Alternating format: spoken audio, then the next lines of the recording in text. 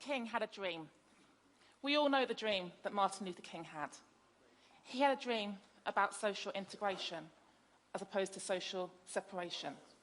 He spearheaded a dream where equal opportunities became a reality in a whole country. Everyone in this room has a dream, whether it's big or whether it's small.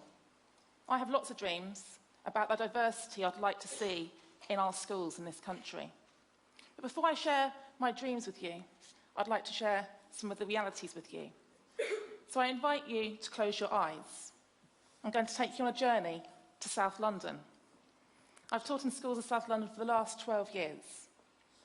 We're going to meet in Tooting. Tooting is a melting pot in South London. We're going to meet near the market. In the market, you're going to hear a variety of different languages being spoken. You're going to see a variety of different fruits and vegetables being sold. We're going to jump on the bus and we're going to journey to a local school. On the bus, we're going to see those different people from those different places talking in different languages. As we get to the school I used to work at, we'll be greeted at the gates by some of my former colleagues, the SLT, all male, all white. We'll go through the school gates and one of my former students, Nikita, will become our guide for the morning. She will navigate us through the playground, a cacophony of different languages being spoken, 37 to be precise. We'll go into reception. We'll admire the beautiful black and white photos of beautiful black and white children adorning the walls of reception. We're in to visit an English lesson. We go down to watch Miss Smith teach a Year 8 English lesson. There's some students newly arrived to England who are sat with a teaching assistant who's helping them access the language. They're studying war poetry. The walls have pictures of war poets and soldiers, all white, all male, wearing army uniforms. We leave the lesson and we walk down the corridor to go to the senior leadership meeting in the boardroom. One of the displays catches our eyes. It's bigger, it's bolder, it's brighter than the other displays in the corridor. We ask Nikita what this display is about. Well, miss, it's October, and in October it's Black History Month. And in Black History Month we celebrate diversity. So this display has all the pictures of all the diversity in our school. We carry on to the boardroom, and in the boardroom the senior leaders are sat waiting for us. All white, all male. The photos on the wall of the leadership teams, past and present, and the governors, equally of the same background. We leave the boardroom, we go back to reception. Our final impressions of the school are those beautiful black and white photos. Please open your eyes. This is the reality of the schools I've worked in for 12 years. Black and white photos of beautiful black and white children represent the diverse communities that I've served. Communities with 55 to 60% of the communities not being white. But however, the staff in these schools do not represent those communities. As opposed to a rainbow of diversity, our schools more likely resemble a Dulux colour chart. They get lighter and paler and maler as you move from the cleaners who are black women to the head teachers who are white men. We're here today to think about how to inspire the next generation. We build our children up in our classrooms every day. We tell them they can be who they want to be. They can be anything they put their hearts and their minds to. But can they? Do we warn them about the glass ceilings that are imposed on you if you're a woman or if you're from a black, Asian, minority ethnicity background? I don't think we warn them enough about the realities.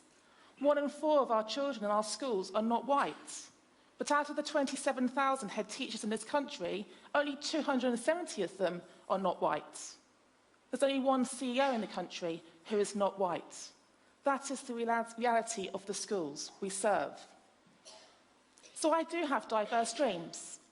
I have dreams for the children who I teach. I have dreams whereby we have diverse people delivering the diverse curriculum. The diverse curriculum showcases diverse role models.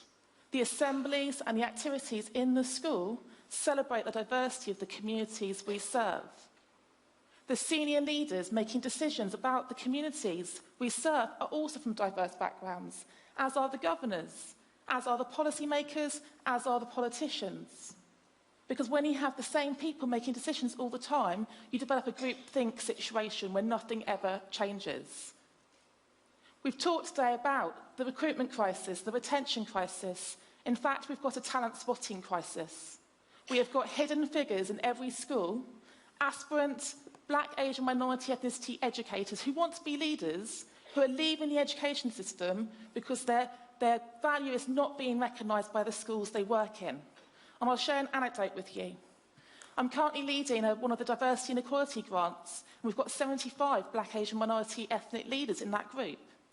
We had our launch event in South London. They were all together in one room in a school, a very diverse school. That group of educators caused a stir. Children were walking past, turning their heads and coming back to inquire why were there so many Black people in one room in their school. They'd never seen so many diverse educators together before. The educators in the room said this is the reality. They think we're going to have a riot because we're Black and we're in a school and we're all together. I find that quite shocking. We pride ourselves on being a diverse country, but do we live those values? A lot of people think they promote diversity, they are gender equality champions. They might think it, do they say it? Do they call it out?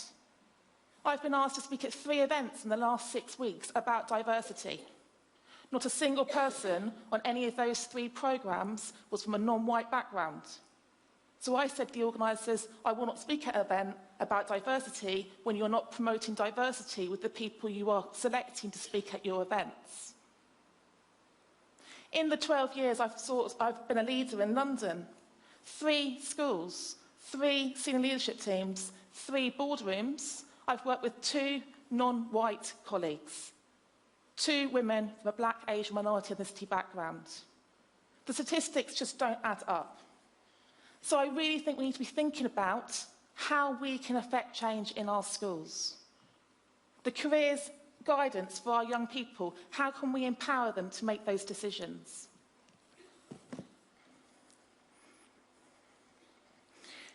International Women's Day this year, the theme was Be Bold for Change. I would like us all to think today about how we can be bolder for change. How can we be champions and change agents and make differences for society? Ultimately, we'll then inspire a more diverse workforce. Thank you very much.